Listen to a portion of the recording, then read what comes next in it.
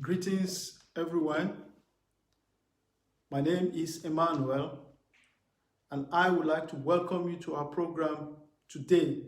We are continuing with our series on rebuilding a new and prosperous Africa through decentralization. You see, the kingdom gospel has two pillars. The first pillar is the transformation of the individual. And the second pillar is about the prosperity of the nations, of the transformed individuals. And basically that is the promise of the new covenant in Ezekiel chapter 36. God, through the prophet, said he was going to transform the Jewish people, give them a new heart, put his spirit in them, cleanse them, change them, wash them, and then bless their cities, bless their nation. So these are the two pillars: national prosperity and the transformation of the individual. Two pillars of the kingdom gospel: transformation of the individual and the prosperity of the nation, national prosperity. But it's unfortunate that we as Christians, we think that, giving in the church and receiving is the only means by which we can prosper. That's not the only means. Giving is good. But as Christians, we must focus more on national development, national prosperity, because your prosperity depends on the prosperity of your nation. Most African nations are poor. As a result of that, many Africans are poor. That's why many Africans are taking the risk to leave the continent.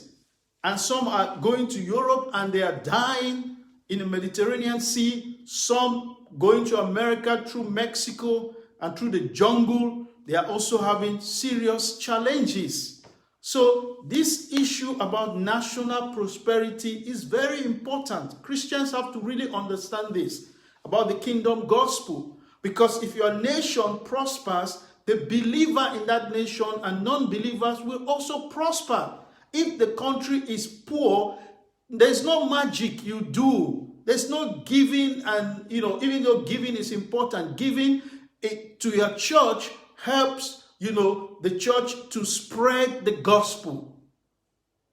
And you can also be blessed through your giving, your tithes and offering. It's important. Give to your local church. It's important. But equally important is the national prosperity.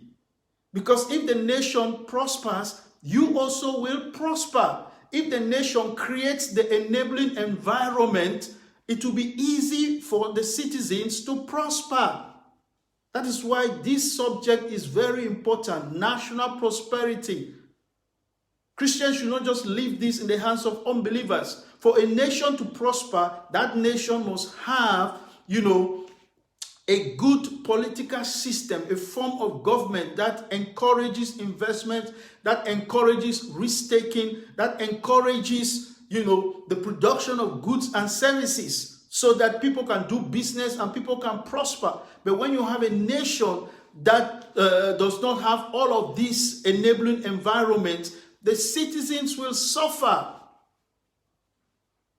So that is why today we are continuing our series on rebuilding a new Africa, rebuilding a new and prosperous Africa through decentralization. The Africa that we have today is not working for the poor people. The people who are enjoying, in Africa are the politicians, are some of the business people.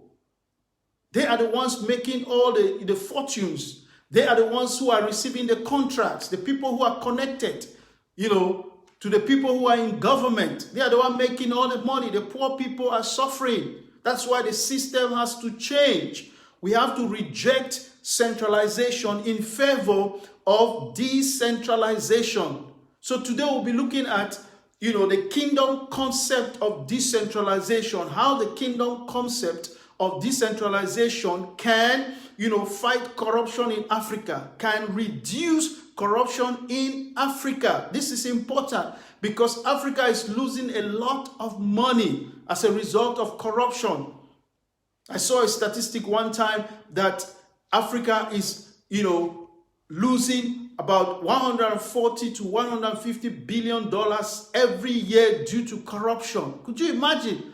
That's money that can be used for investment in Africa to build schools, roads, provide electricity, drinking water, and other basic necessities to the people. But because of corruption, 140 to 150 billion leaves Africa every year. And that is affecting the development of African nations. So this is a serious matter. We also discussed yesterday about, how the kingdom concept can also, in the area of the military. You see, Africa also, the kingdom concept of decentralization can mitigate conflict. Do you know that even in Africa, about $15 to $25 billion also leaves Africa, for the purchase of arms? All of these resources could be used by African leaders to invest in their nation, but they are buying arms to kill their brothers and sisters. Why? Because of centralization. The centralized system that we have in Africa is not working for the poor people. That is why we need to change, the centralized system in favor of a decentralized system. Now, in a central system of government, we define centralization as, the concentration of power in the hands of the ruling elites, the concentration of power and resources in the hands of the ruling elites. And because the ruling elites, they are powerful, they make, most of the decisions, the contracts, they give it to the people that they know, and the people give them kickbacks. The poor man in the village, the poor person, you don't have access to government. How are you going to get contracts? How are you going to come out of poverty? You see, so centralization is killing Africa. Centralization is killing, a lot of our countries in Africa. Why? Because power and resources are in the hands of the elites, are in the hands of the president. So it is like a one-man's government, one man's rule.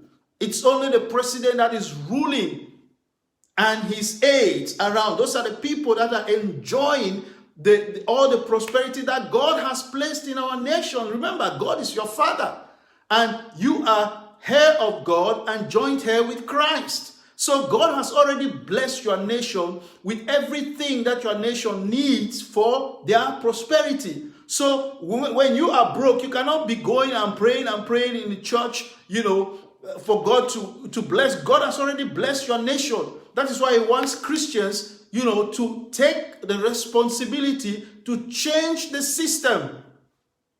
Because the system is not going to favor you. The Christian is not going to favor the poor. The system is not going to favor the orphans.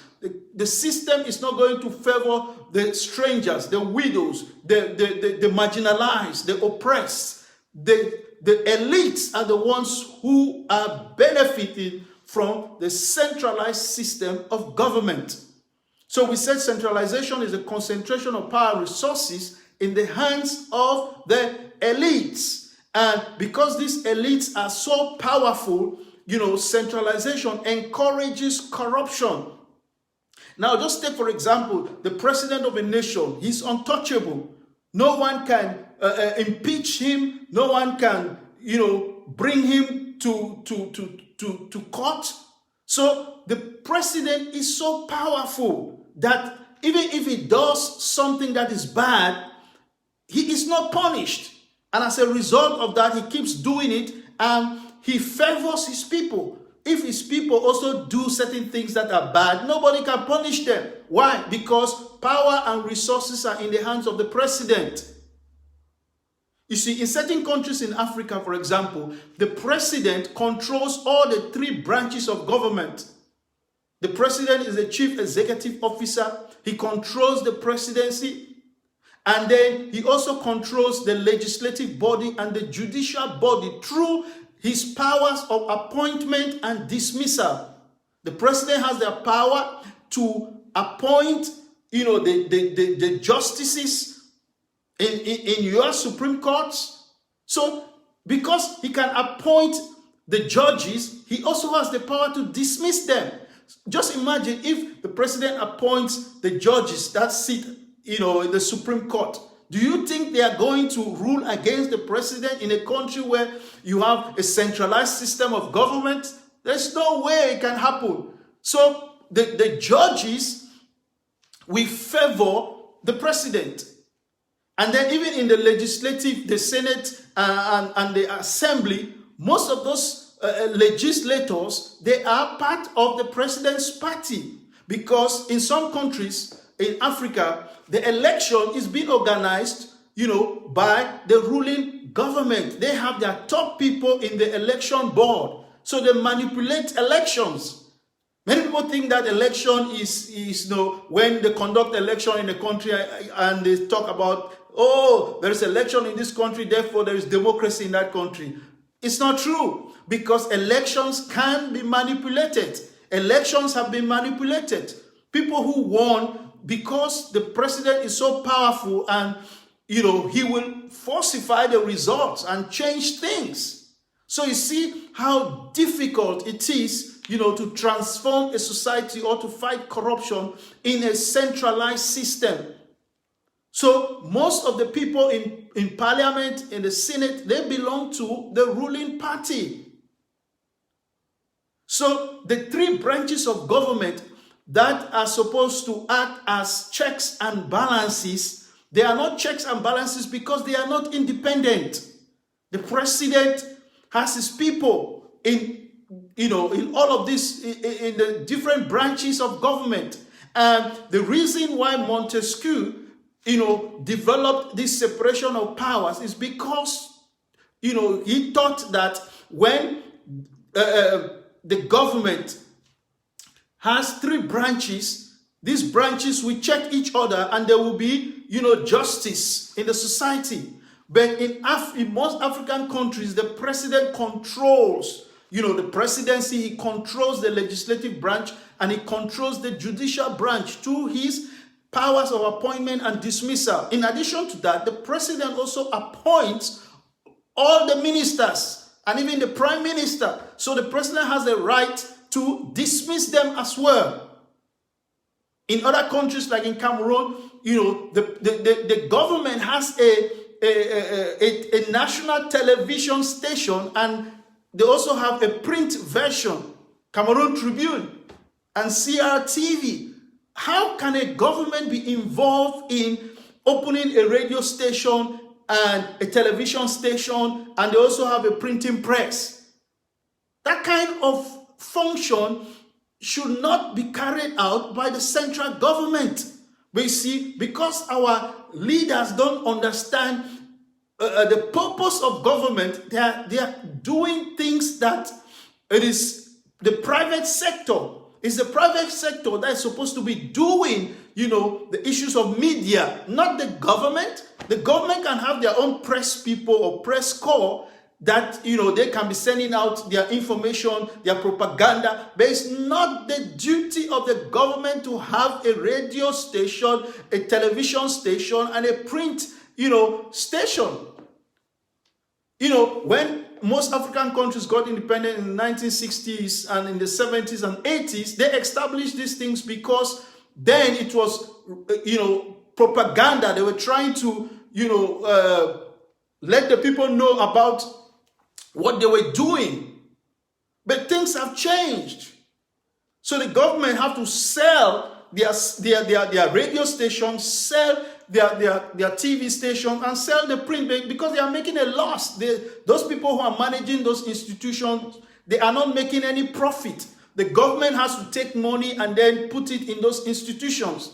Like we said yesterday, when we are talking of sharing of power, through the kingdom system, the government, the central government maybe has about 5 important functions. For example, defense, finances, immigration, telecommunication, and some of the most important subjects that the central government can handle. You handle 5 or 6 functions, and then you give the remaining functions to the regions or the states and the local government, so that there is division of labor. And then there is another area where we call concurrent list, where the central government can perform certain things that the regional or the state governments are also performing. But the central government should be a limited government. Why? Because when the government is too powerful, when the government is too big, it encourages corruption. That is why the government has to be limited government to reduce corruption. That is why this kingdom concept of decentralization is very important. When a country, adopts the kingdom system of decentralization, corruption will reduce. You see, in a centralized system also, there is no freedom of speech. There's no freedom of assembly. There's no freedom to petition the government. There is no freedom, to peacefully protest against the injustice, of the society.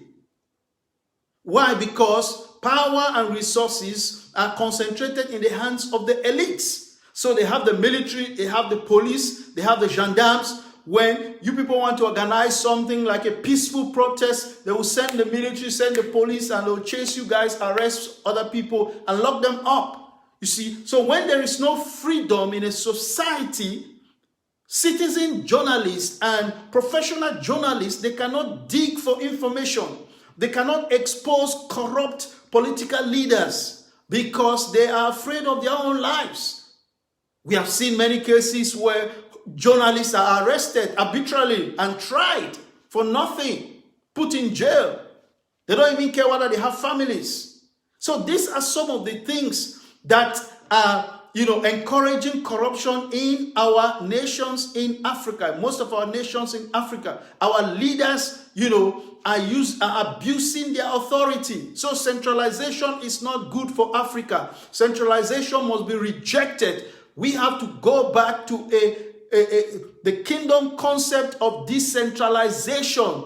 That's the only hope for Africa to bring prosperity and development and transformation to our continent. So when there is no freedom, it is very hard to fight corruption.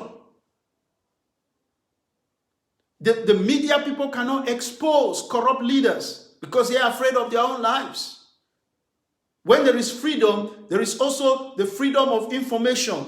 So journalists can go into government offices and ask for certain documents. In developed countries, they have the Freedom of Information Act, where people can get information from the government to find out what why political leaders are doing what they are doing, to dig for information.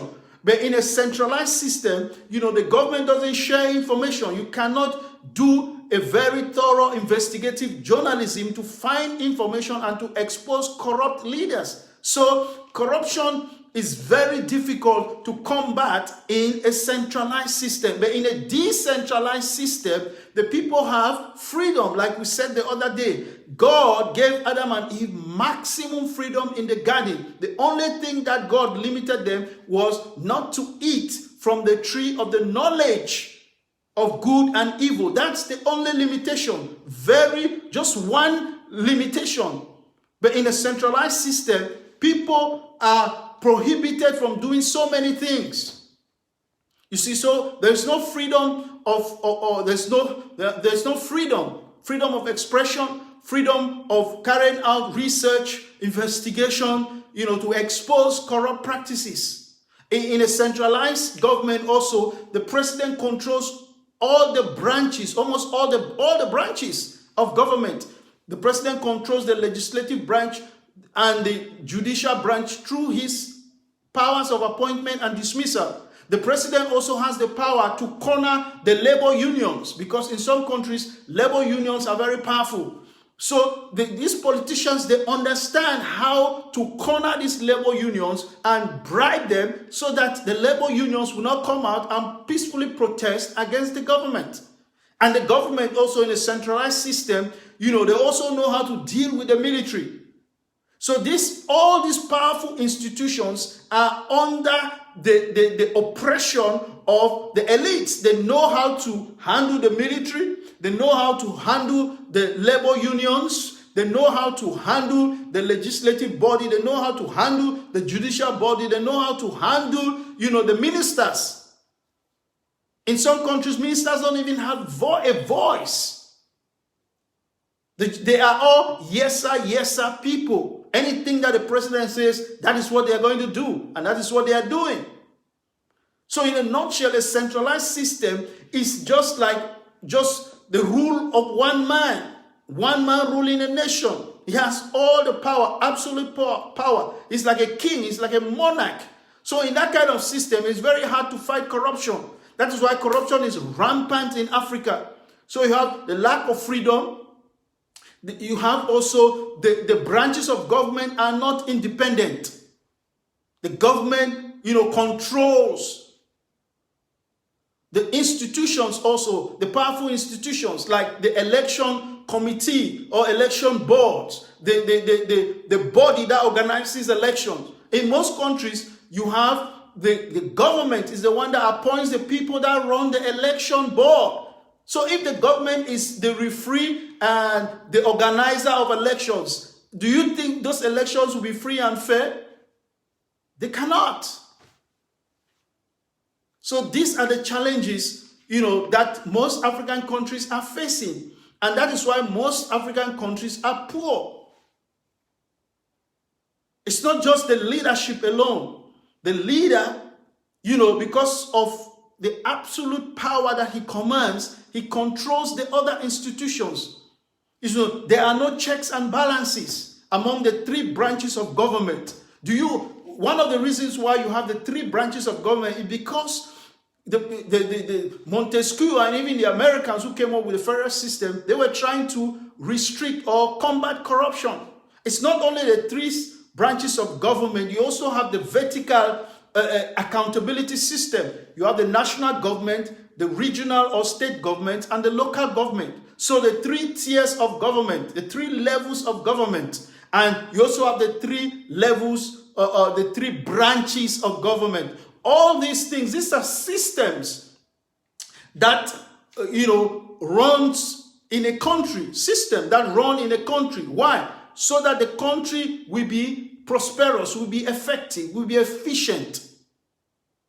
In most centralized government, also the bureaucracy is inefficient. And when the bureaucracy is inefficient, there will be corruption.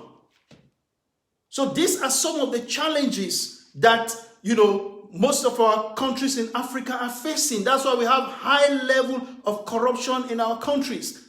Like I said in the beginning, over 140 to 150 billion leaves Africa as a result of corruption.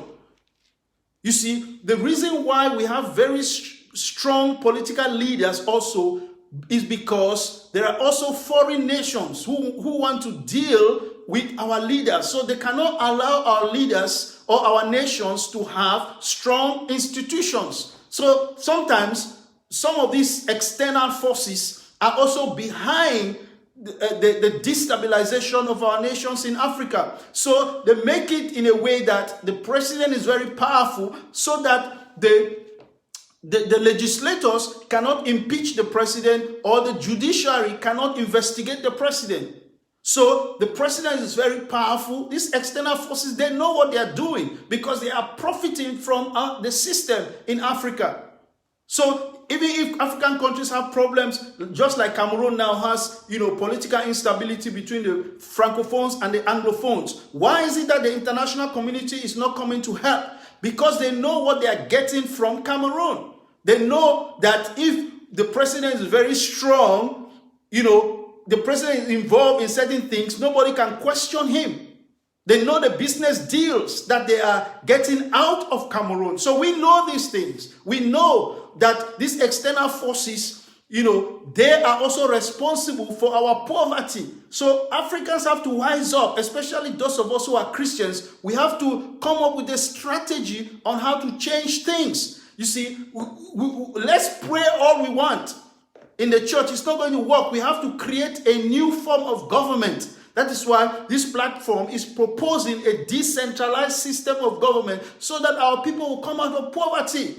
Just a few people in a nation are enjoying all the blessings. Why? We are God's people. God has given us the blueprint in the Bible. I'm teaching some of these things now. Some people don't even have interest about it, and some people don't even know it. And then we'll be praying. Africans can pray, but things are not changing, and things will not change until some of these things are brought to the limelight, until the form of government is changed, until we change the form of government. Now, when we change the form of government, the judicial branch is independent, the legislative branch is independent, the presidency is independent. Now we can begin to talk. Because when the president does something that is bad, the legislators can initiate the process of impeachment.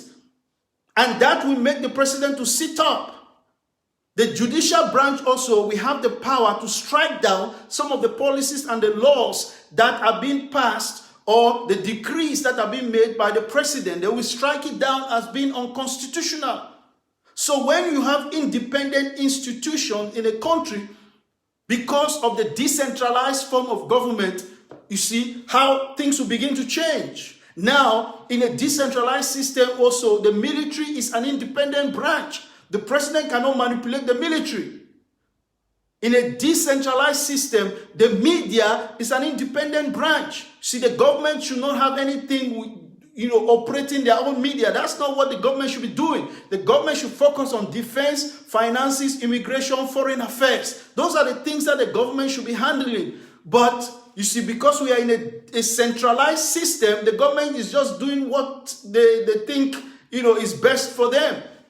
And in a centralized system also, to do business is very difficult because the government puts a lot of controls, a lot of regulations, a lot of price control measures. That is why in Cameroon, in the 2021 Ease of Doing Business, Cameroon ranks 167 out of the 195 countries in the world, or 193 countries in the world. Could you imagine?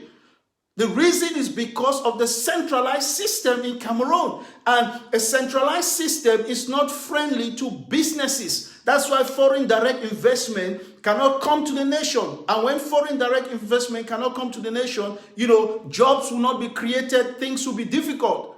Do you know now most African countries are aligning now with China because they can get easy loans from China. But China, we know how they have manipulated the United States of America to be where they are now. If not of their manipulation of the US, they will not be where they are now. Just imagine if China can get away with some of its nefarious dealings with the United States, how much more African countries? China will just oppress them and just do what China wants to do against African countries. The reason why we are in deep problem is because nobody can question our heads of states. Nobody can question our leaders because they have, the authority and the power to just arrest you and put you in prison. They prefer to deal with China instead of dealing with America or France or Great Britain. These countries, they are democratic. They at least, even though they are exploitative too, but they have laws that, people can easily sue them. So it's better for African countries to deal with France, to deal with Europe, to deal with America than to deal with China. Because China has, it's also a totalitarian state. And our African governments are learning certain bad things from China and applying them in our countries. But nobody can say some of these things while you are living in Africa because your life is at risk. So Christians are the people that are supposed to understand these things even more than unbelievers. Because God has given us wisdom and we see what is happening. And God has given us a blueprint of the decentralized system of government in Genesis chapter 1 verse 26 to 28. In a decentralized system, you have freedom. When there is freedom, there's going to be prosperity. In a decentralized system, you have the sharing of power. If God can share power with man, how much more our governments?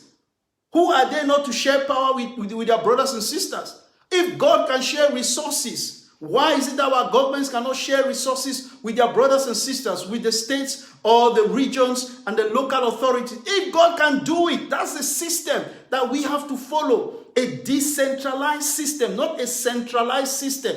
In a centralized system, the government, the leaders, the president, he's the one that has all the power and authority to control every other person. That's why there's corruption, there is, conflict in Africa. And you have to understand that when there is conflict and corruption, the money that the government is supposed to use to invest in the country, the government is not investing in the nation.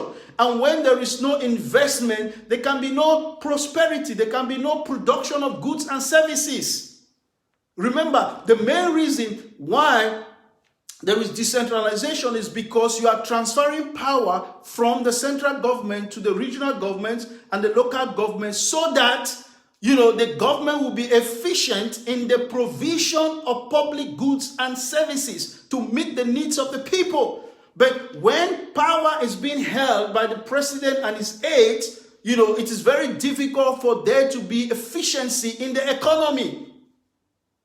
But you see, we as Christians, we are only praying. We have been praying for 60 years, even more than that. What has happened? Nothing is going to change until the form of government changes. We have to move away from centralization to decentralization so that we can unleash, the economies in Africa, so that we can unleash prosperity. We are not going to blame God. God has already blessed us. Now, we are the ones as his ambassadors, representing him in our various countries. We have to organize ourselves and start demanding for change, start demanding for political change, doing it in a peaceful way.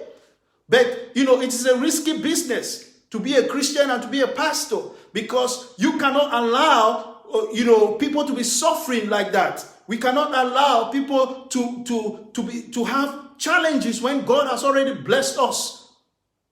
Like the continent of Africa, so many things. So, we are talking about the kingdom concept of decentralization, curbing corruption, reducing corruption, fighting corruption. We have said that in a centralized system, the president controls the legislative branch, the judicial branch, the military, and the election board. And because he controls all of these powerful institutions, it's very difficult, to fight corruption in our nations. And we also talked about, there are no freedoms in a centralized system. People don't have the freedom of speech. People don't have the freedom to assemble, the freedom to protest, the freedom of information. So it is very difficult to fight corruption in a centralized system. And we have said that, every year about 140 to 150 billion leaves Africa as a result of corruption. So to change the whole situation, to bring prosperity back to Africa, we have to adopt the kingdom concept of decentralization. In a decentralized system, the government shares power with the different levels of the government, the regional or central government. The central government shares power with the state government or regional governments and the local authorities. In a decentralized system, there is freedom of speech. People have the right to protest peacefully against their government. People have the right to petition their government. People have the right to seek information and to expose corrupt leaders. So when all of these things are done, corruption will come down. And in a decentralized system also, businesses flourish. Why? Because there are few regulations. But in a centralized system, a lot of regulations and businesses cannot really flourish. For the example is in Cameroon. Cameroon is ranked 167 out of 193 countries in the world. Why? Because of too many regulations. And if businesses are not flourishing, goods and services will not be produced And if businesses are not flourishing, people will not invest in the economy and people will not have jobs. Most African countries have very high unemployment. Why? Because it is only the government that is employing a lot of people. You see, this is why the government has to be small, a limited government, and then the government has to encourage the private sector, open up the private sector, reduce the regulations so that people can be able to open businesses, people can be able to invest in the economy and create jobs and employ many people. But, our leaders don't do this.